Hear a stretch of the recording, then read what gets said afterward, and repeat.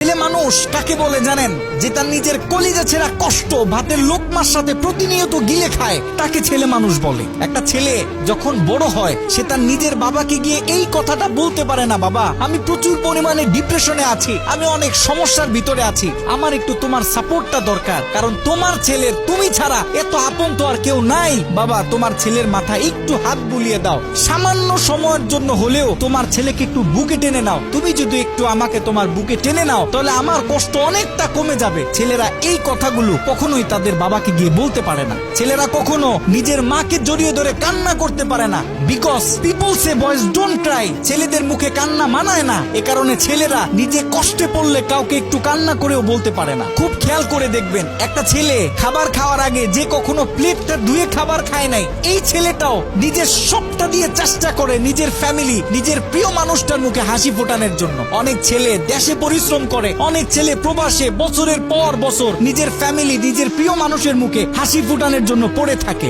দিন শেষে ছেলেদের মুখে হাসি ফোটানোর মতো কাউকে পাওয়া যায় না। আমি মনে করি boys are the best actor in the world. এই পৃথিবীতে ছেলেরা হচ্ছে সব থেকে বড় অভিনেতা, কারণ ছেলেরা নিজেদের বুকে হাজারো লক্ষ কষ্ট পুঁতে রেখেও মুখে হাসি নিয়ে চলে, কারণ সে জানে আজকে আমি যদি ভেঙে পড়ি তাহলে আমার পুরো ফ্যামিলিটা অস্তিত্বহীন হয়ে যাবে।